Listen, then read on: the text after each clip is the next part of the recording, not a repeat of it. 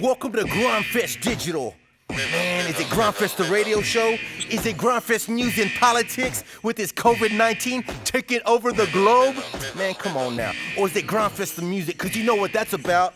Or is it Grimefest the podcast? It don't matter, because whatever it is, it's Grimefest everything. How you doing? I'm your host for this evening or morning, whenever you're streaming this out there in this digital world. I am The Complete Show. And tonight, I want to introduce a DJ, producer, videographer, manager, artist relations liaison, and show promoter who comes from Queens, New York, who works with independent organizations around the globe, Grimefest friends and family. I want to introduce my new friend, my man, GramGreene. How you doing, brother? Oi, I'm doing great. How are you today? Hey, man, I can't thank you enough for being on the show. So, GramGreene, I want to get right to business. Tell us a little bit about yourself and where you're from. Yeah, my name is Milton GramGreene, originally from Queens, New York. Lived in Jersey for a little bit, Montreal, Philadelphia, LA.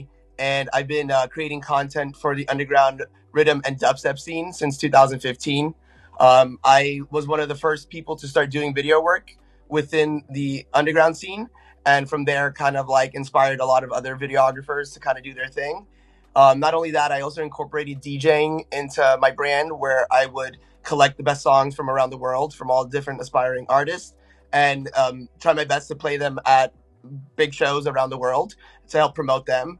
And also now I am going into throwing shows around the country and in different countries. So we do a lot here at GramGreene, but the most part is just promoting the underground and trying to support the artists who deserve the recognition.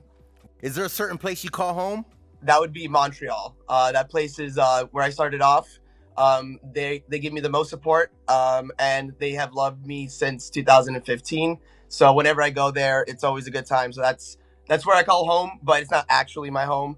I live in like northern Jersey at the current moment, but it depends on my travel schedules. But since things are kind of iffy, I'm here in Jersey. Tell us, who is GramGreene away from the music, and what got you started in the bass music scene?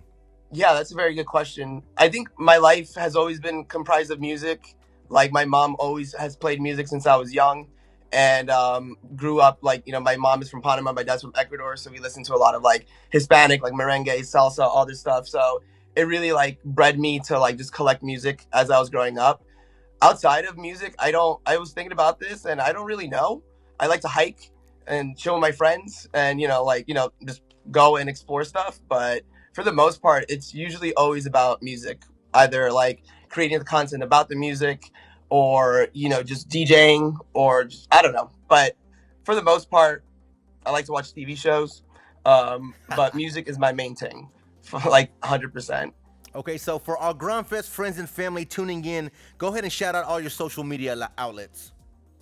Yeah, we got Instagram, Twitter, and we have YouTube, Facebook, all GramGreene Cam, all the same. Check it out. We got the best content around on all those pages. So make sure you follow my man GramGreene Cam on all social media outlets. Okay, so when it comes to the underground dubstep music scene, what are or have been your intentions?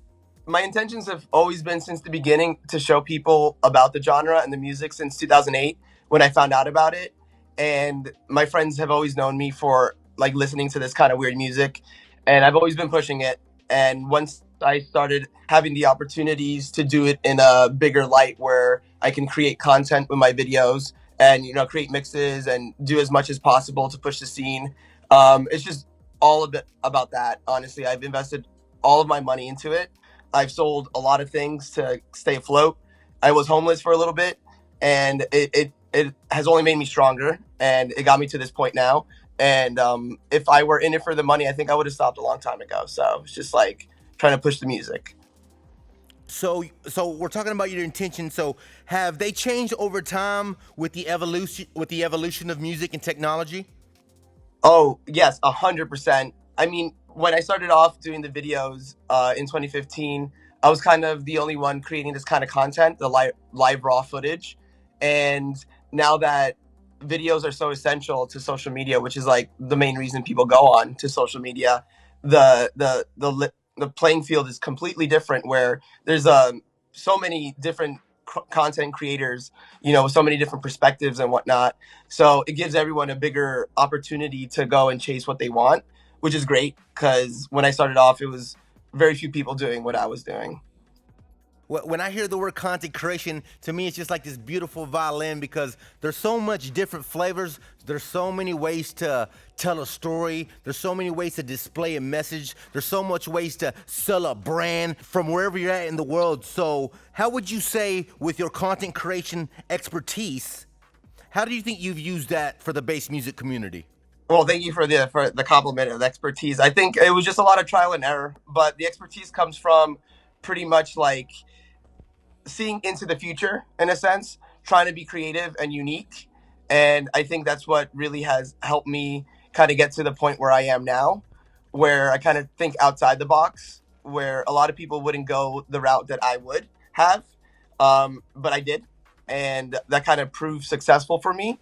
And I kind of like want to show people that, you can just learn through your experience, and you don't always have to go the formula that everyone tells you. I know you do a lot of videography, video editing, management, playing shows, etc.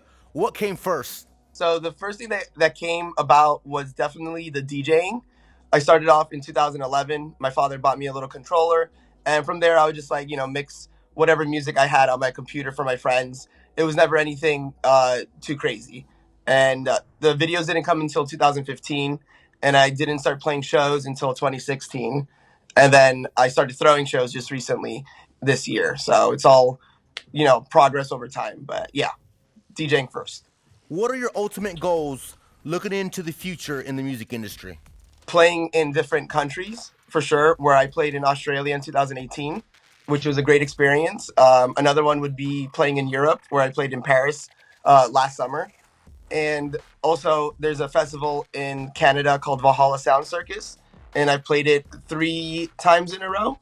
So that's another major accomplishment for me. And honestly, just being able to put the content out there, because if you go onto my social media pages, you could see content that goes back to 2015. So I'm just really glad that I started doing it early on.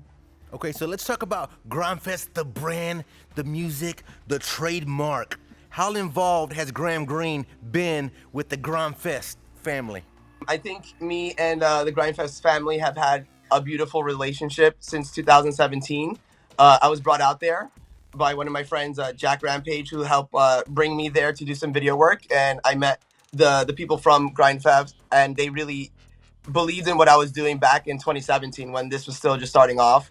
I really loved what they were doing, starting this underground scene, and they had already momentum so early on. And we've just been helping each other out throughout the years. They love what I do. They love the content, and I love what they do. I love the vibe, and I love Texas. So every time I go out there, it's always a good time, and I just feel at home over there. And they have done nothing but help push me. So I always do my best to give them a spicy performance or video whenever I'm out for them. What are some of the favorite companies you've worked with nationally and internationally? I think the top ones would definitely be Grimefest, one of my favorites. Big Tooth in Canada, who helped me get the booking for the Valhalla Sound Circus Festival. Earthquake Weather, Red House Presents in LA. They're another people that I really work a lot with. Space Yacht, incredible company. They have Drop and Bass. They also throw shows in Montreal and in Paris. And yeah, I could go on for days, but those are the ones that I am very involved with. Oh, also the Unlocked people in Philadelphia, who throw the High Caliber Festival. They're amazing as well. So there are a lot of companies, but those are the ones I've been working with the most for a number of years, actually. Yeah. So when it comes to networking in business and content creation and shows and promoting, man, like I said, I'm a content creator. I run my own company, so I'm definitely involved in business. But, I want to ask you personally, because I know traveling for me is one of the most important things that I can ever do. It's priceless. What can you tell somebody who hasn't really traveled and seen the world like GramGreene has? How important is traveling for you? It's essential, and if I didn't do it, I wouldn't be where I am currently. When I started off in 2015, I was driving to Canada all the time, Montreal, which is like 8 hours away. So I would just get into my car. I would, sell whatever I needed to buy to get some gas money, and I would just go up there and just couch surf, live out there, and just really enjoy the culture that was ahead of the time, something that wasn't existent in the United States. And I didn't have the money to buy flights to go to Europe or Australia, so Canada was the closest place for me. And yeah, I did that. I did that travel probably over 30 times driving by myself, which is like a 14-hour round trip every time. And I did that for the music, and I did a lot of that not getting paid. So a lot of it is just investment of time, of your own money, but is also investing into traveling and trying to get yourself out there to meet the people that are actually making moves within the scene. What do you think makes Grimefest unique?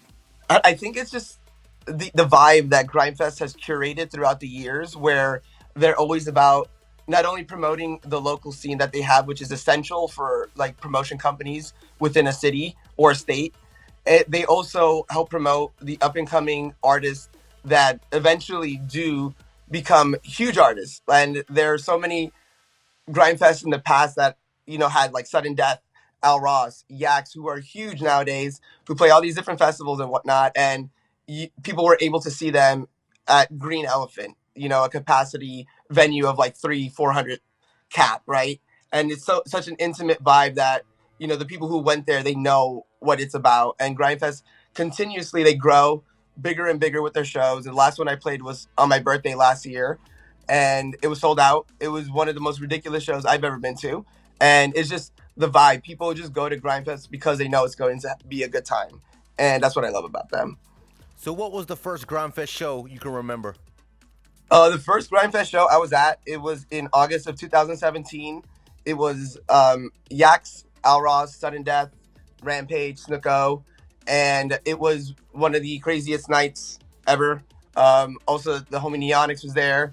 I think Hesh showed up. It was bananas, honestly, and I fell in love with Grimefest that night, and it ended up being one of the craziest weekends I've had. But that's what happens when you go to Texas. So, GramGreene, obviously it's been chaotic with this whole coronavirus, COVID-19 situation. You know what? I'm tired of hearing that name by now. But how have you adapted?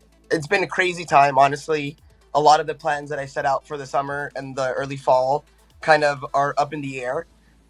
But being an artist, especially where I'm at, what I've been doing for the past couple of years, I've always needed to be on my toes with the way life works out. And, in an instant, I would have to like move from one place to another, or, something chaotic would happen in my life. Not to this caliber, obviously everyone is affected by it, but I've been able to adapt very quickly. And I always have a hustle mentality where I wake up and I'm like, all right, I need to do this, because if I don't, then I can't pay my bills and whatnot. So it's always a daily grind, and it's actually motivated me to work harder and be on top when everything is over and try to do everything that I can, because traveling takes away time from content creation. So right now I'm just utilizing that time to kind of like push myself and the brand forward. Not only that, but also the scene and the artists who are currently struggling, and help promote them, try to get, more traction to them as well. What do you think happens after all this? It's going to take a little bit for us to get adjusted to everything. But I feel like for the music scene, especially, there's going to be a need for these shows. It's going to be oversaturated at first, because everyone's going to try to throw the shows that were postponed and whatnot, which is going to be great. It's just going to be a lot of hard decisions to be made, because we're going to have shows that conflict, festivals that conflict as well. And that's also going to affect the way that business works for these festivals and shows.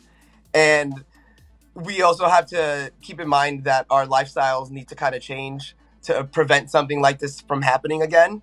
So I think we all need to be on the same page about that. So it's going to take a little bit, but we will recover, because the scene was killing, and it still is. We've taken over the internet. Dubstep is everywhere.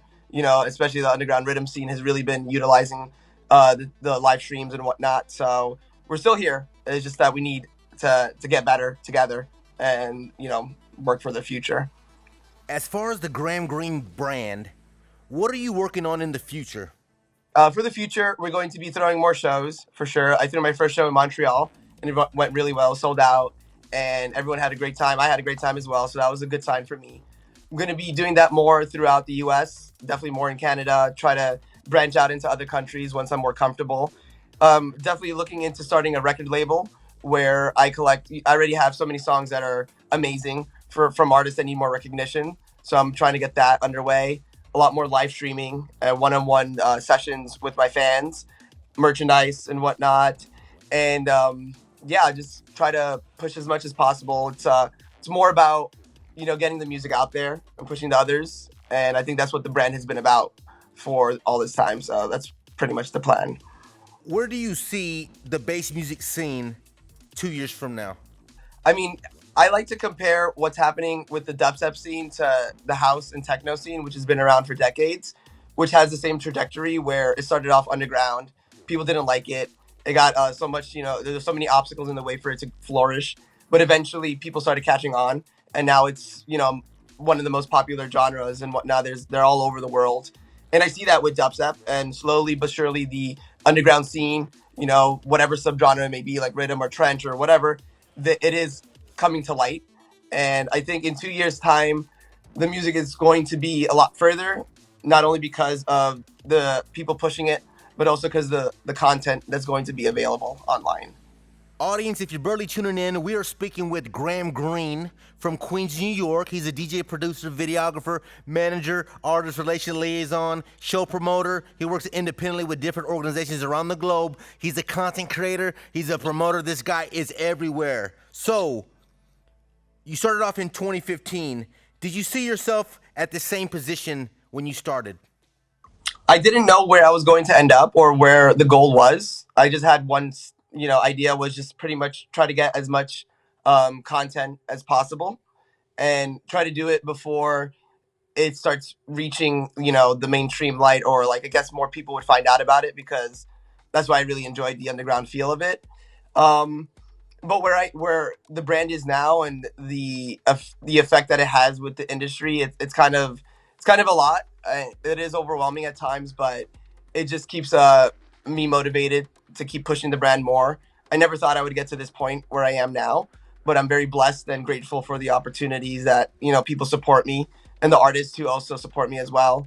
It's a very like reciprocal relationship that I have with everything. Like, if someone does something for me, I always try to do back for them. So it's been great, and I really appreciate all of it.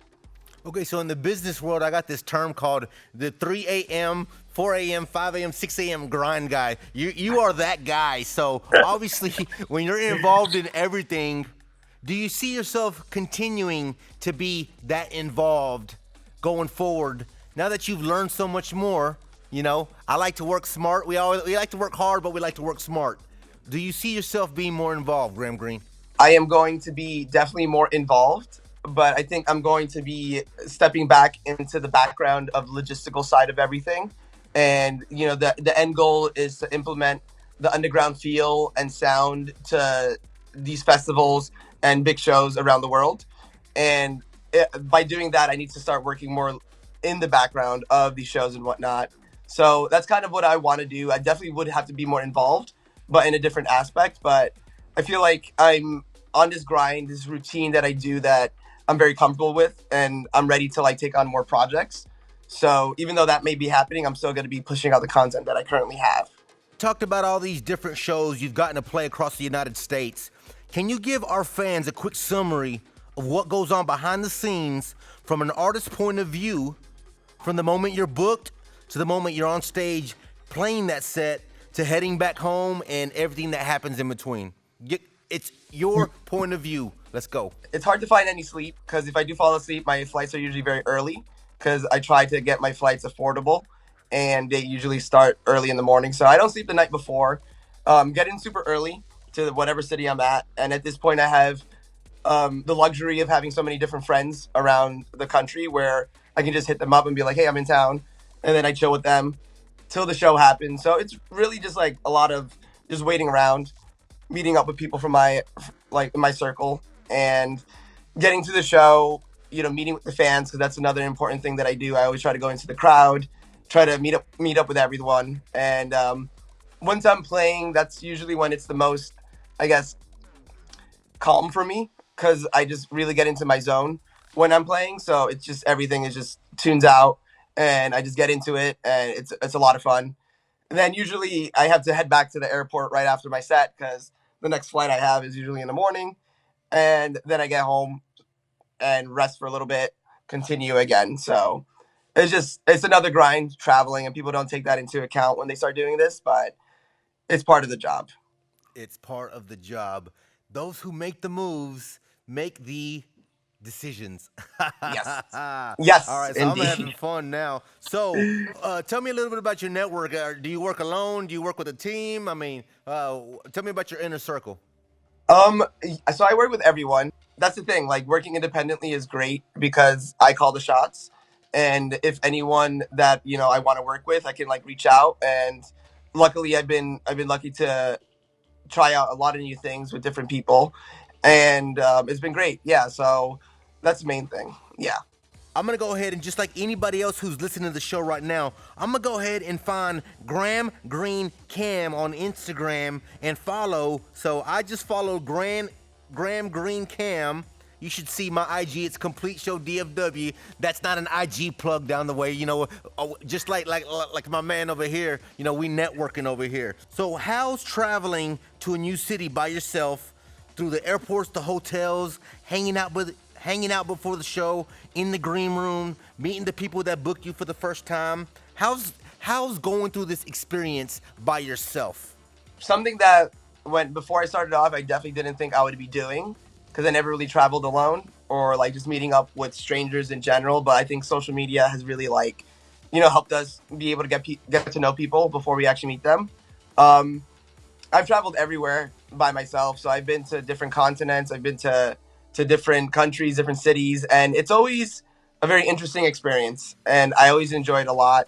Some people don't, but I'm very good at dealing with things on the fly. And if you just put me in the middle of somewhere, I'll find my way, and I'll make some friends.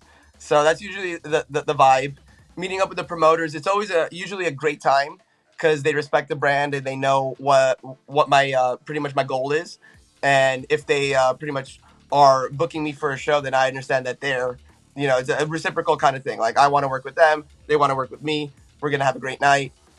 I don't really chill in the green room too much, depending on what kind of show it is. Normally, I just have my like snacks there, or like fruit snacks and stuff, and like guacamole and chips. But I'm mostly just like roaming about and meeting people. Some of the closest friends that I have, I've met through the crowd. So that's also very like it's important to me. Like I said before, just reach out, meet the people, and yeah, meet some new friends. So it's pretty cool. And hotels are dope. I just never really get to use them because my flights are so early. But my stuff is always safe in my hotel, I guess, while I'm playing the show. So What does it mean to be a DJ in the underground bass music scene?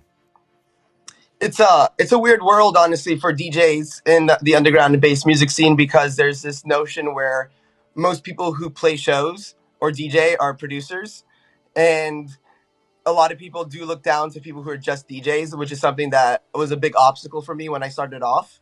And I knew it was going to be when I did.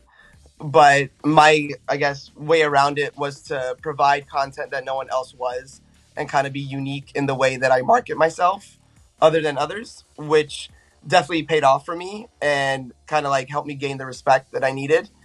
I think like respect is very essential for DJs and just producers in general, but it's hard. It definitely is hard, and it takes a lot of work. And for anyone out there, I just recommend them trying to be unique in what they do, because DJing is an art form, and it is an amazing thing to do. But yeah, it's just difficult sometimes for people to just be DJs because most of the time, people in the limelight that are really making moves, they're most likely going to be producers as well. So, Graham Green, go ahead and recap all your social media outlets for the Grimefest friends and family listening tonight. Okay, yes, it is Facebook, Twitter, Instagram, YouTube, Graham Green Chem, all the same. Check it out. Like I said before, the best content around. If you want to know about the underground rhythm and dubstep scene, do it. Check it. All right, so make sure you check out my man GramGreene Cam on all social media outlets. You done heard about everything he got going on. GramGreene, I can't thank you enough for being on the show. Any last final words of encouragement to anybody listening?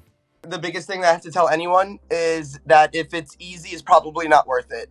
I think that the people who struggle the most and endure the most obstacles tend to really enjoy their success later on. So if it's taking a long time, don't be discouraged.